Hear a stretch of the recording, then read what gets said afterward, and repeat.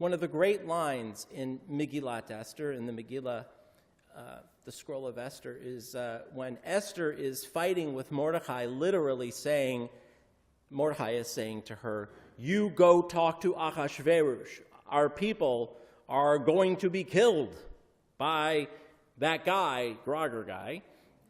And Esther said, "No, I can't. He'll kill me if you don't make an appointment with the king, even if you're married to him, and you just show up at his door to talk to him.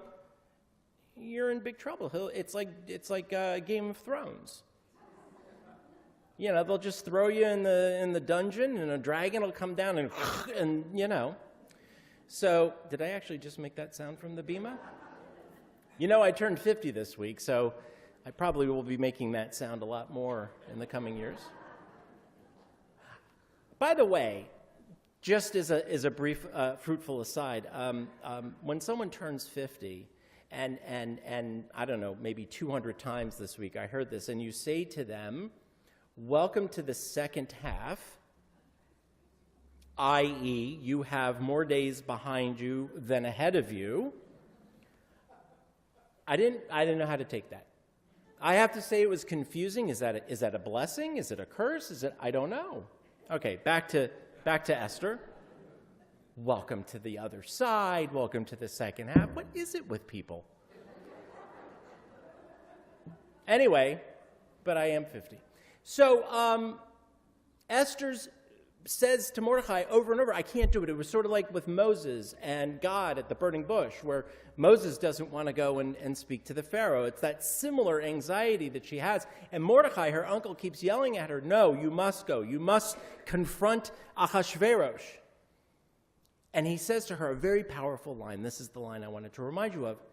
It is for this moment, this point in history, this time, that God put you here.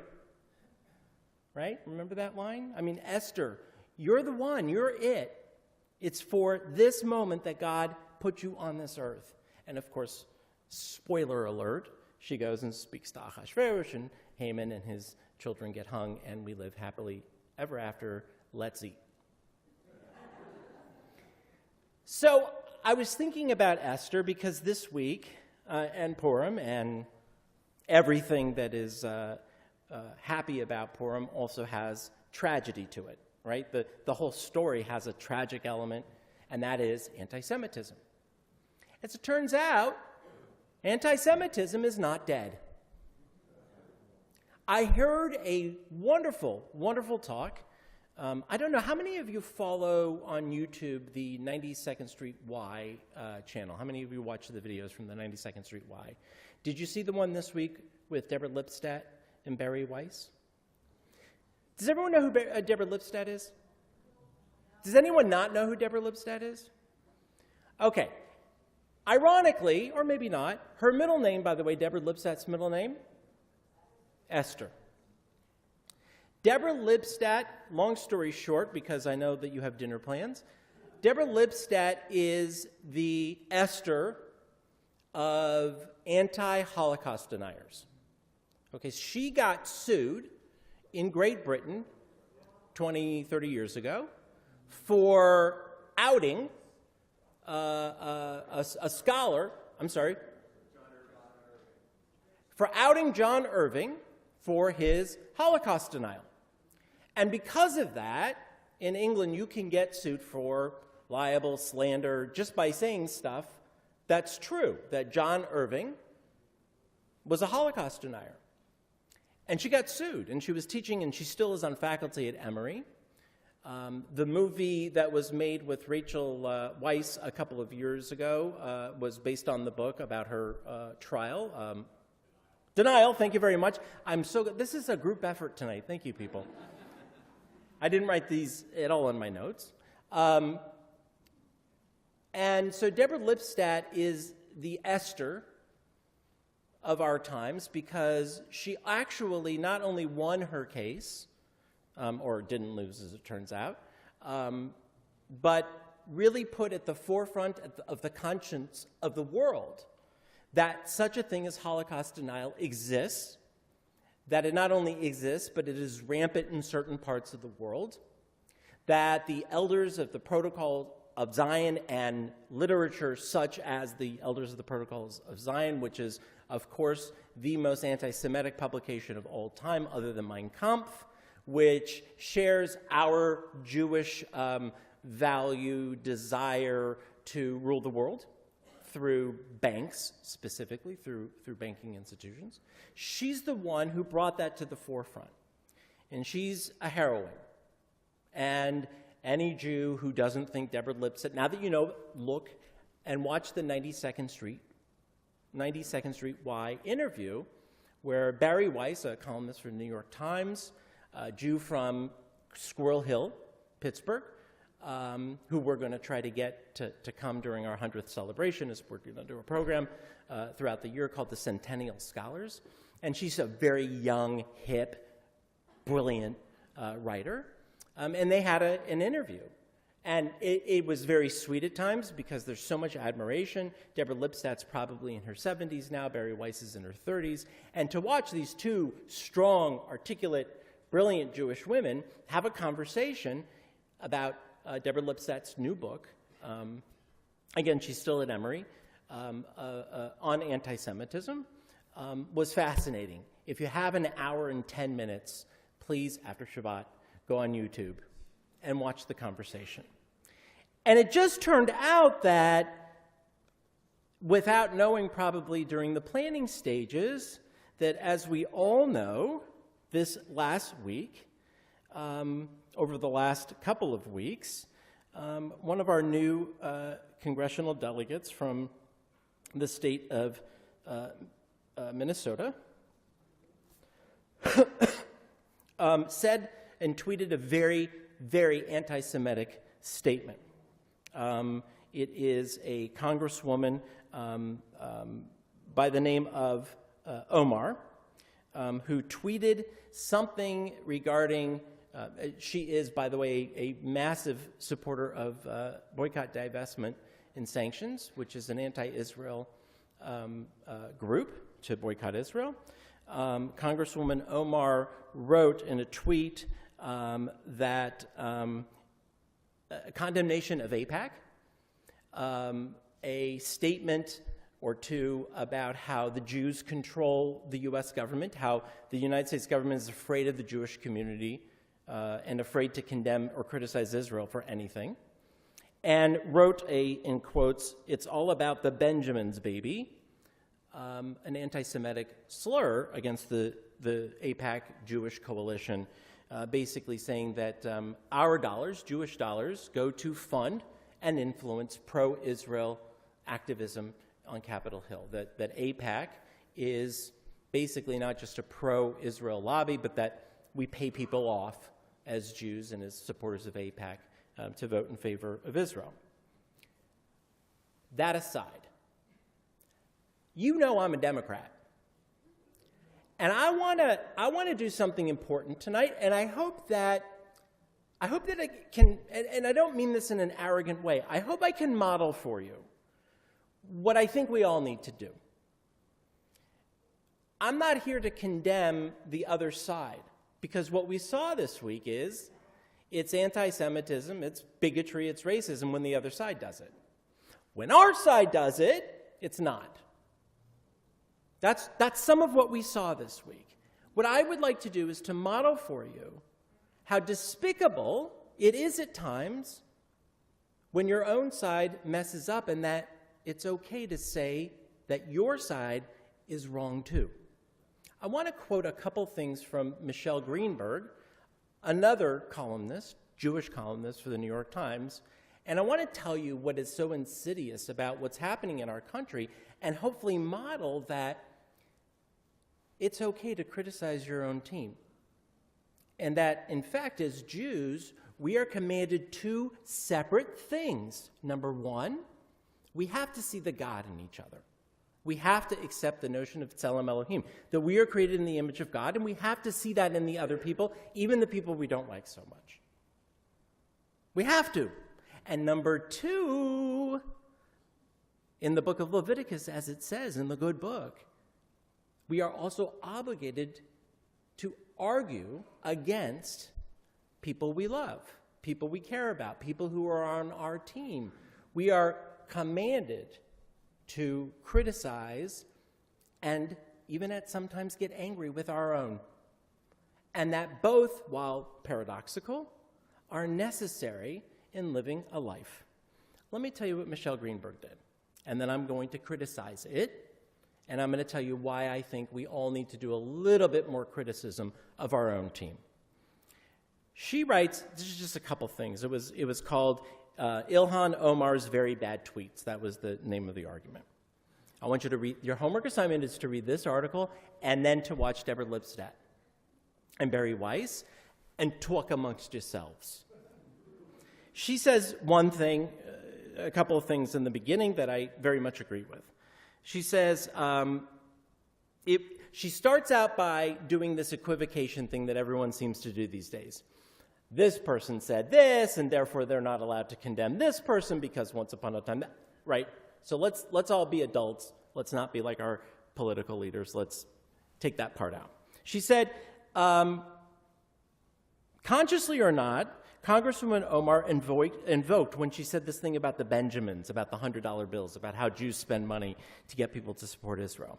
Consciously or not, Omar invoked a poisonous anti-Semitic narrative about Jews using money to manipulate global affairs. This came just weeks after the same woman, Congresswoman Omar, had to apologize for a 2012 tweet in which she said, by the way, don't tweet. Lesson 1, don't tweet. Where she said Israel had hypnotized the world. Phrasing that also recalled an old canard about Jewish power. Her words were a gift to Republicans, she said, who seek to divide Democrats over Israel, which I don't believe is true, by the way, but some do. Even as their president has people around him who are anti-Semitic, she said. She does the equivocation thing, right? So this person says something anti-Semitic, but don't let the opportunity pass without talking about how everyone else is anti-Semitic on the other side. I can't do, God forbid we just say the one statement, right? Then she says, on Monday afternoon, Nancy Pelosi and the rest of the House Democratic leadership rebuked Congresswoman Omar and asked her to apologize for using anti-Semitic tropes and prejudicial accusations about Israel's supporters. And then she says the following, because this is now what progressive Jewish people do in our country. It was a depressing fall from grace for someone who just weeks ago was one of the first of 2 Muslims elected to the Congress.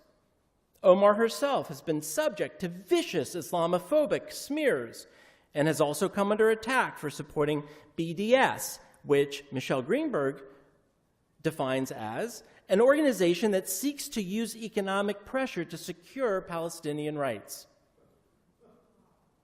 That BDS, by the way, is an organization determined to destroy Israel.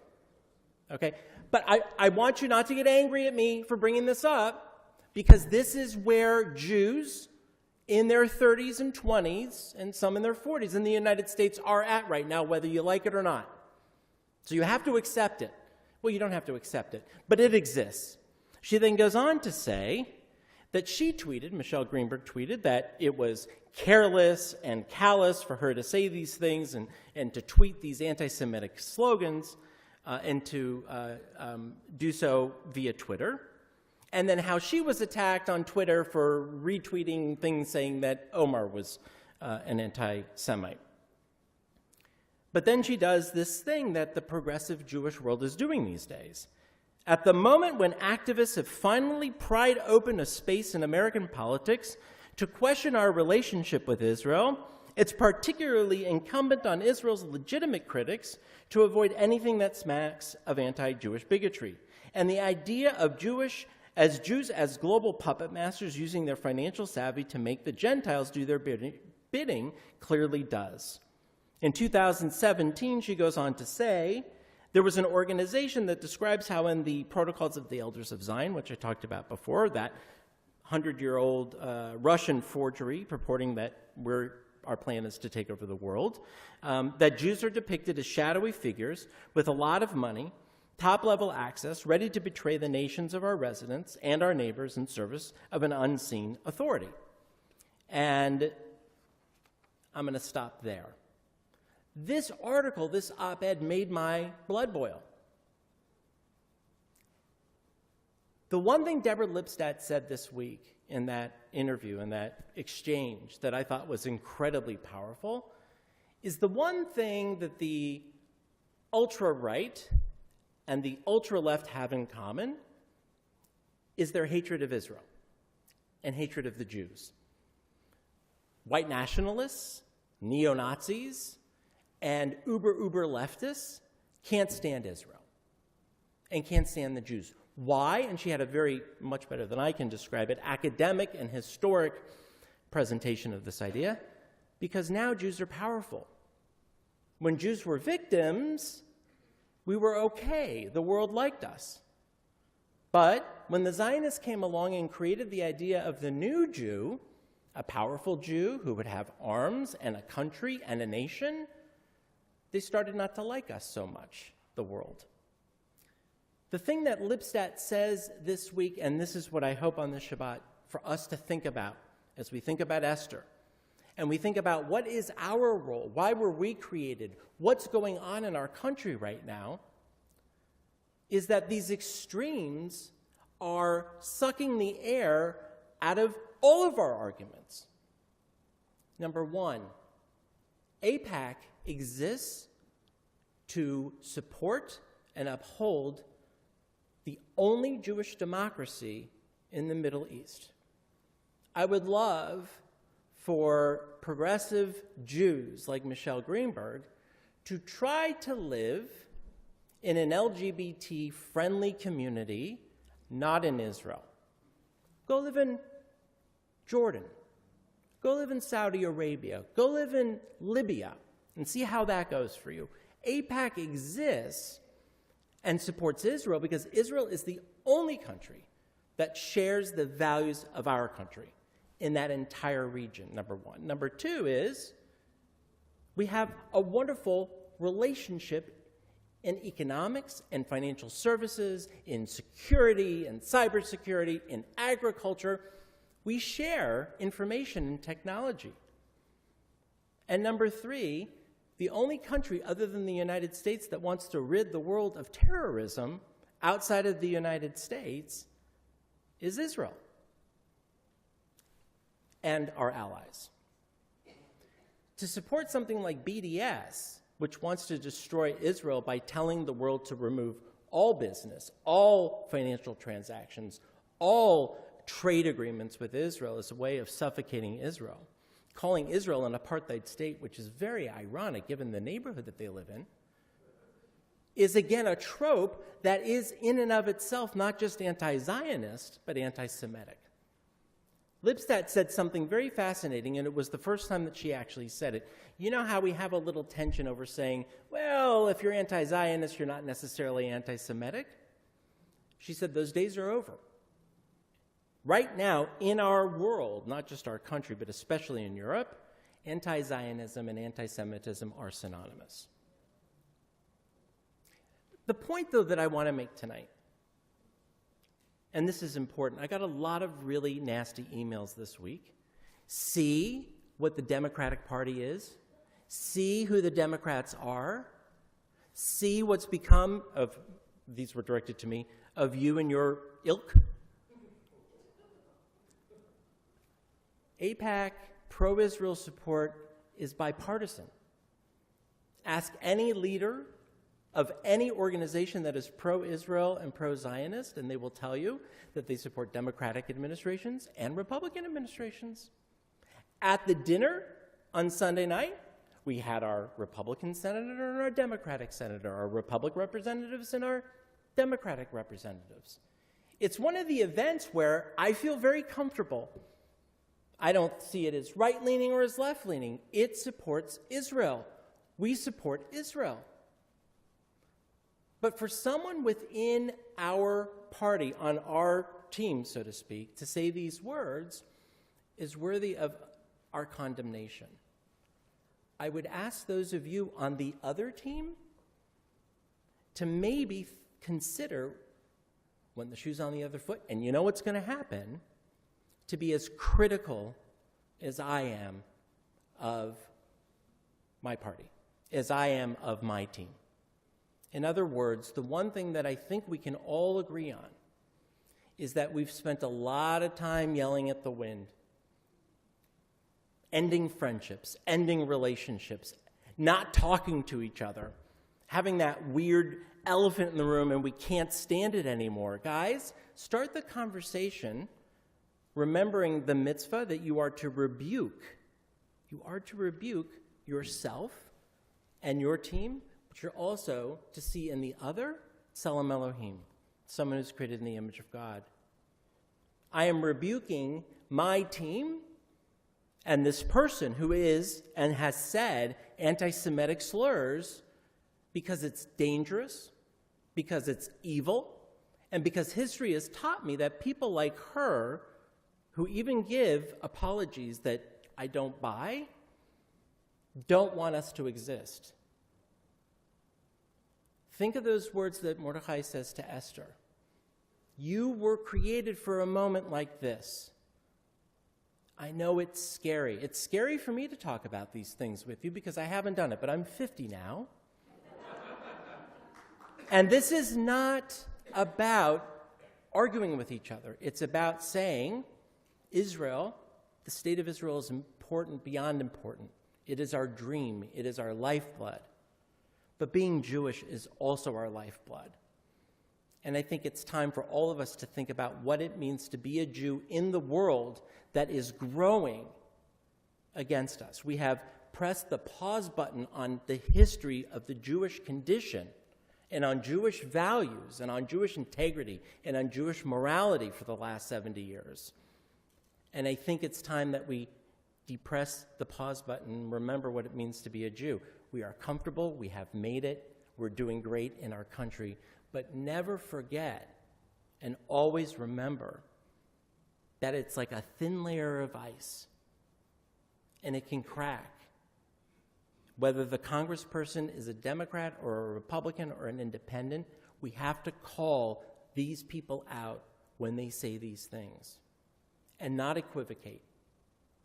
Criticize your team, I'll criticize my team, and then we can have a conversation about what it means to fight anti-Semitism and what it means to be like Esther and what it means to be like Deborah Lipstadt and what it means to be like Barry Weiss, and in very open and public ways have dialogue about how we as a community, as individuals, will not tolerate anti-Semitism, period. We will not create apologias where we say, well, that person was tormented or oppressed and therefore we have to give them some slack. No, don't give them slack, regardless of what side they're on. Read Purim, homework. Read Esther, watch YouTube, and read this opinion piece, and let's talk about it further as we continue our Shabbat together and as we continue to celebrate the month of Adar. Shabbat Shalom. All right, Tracy.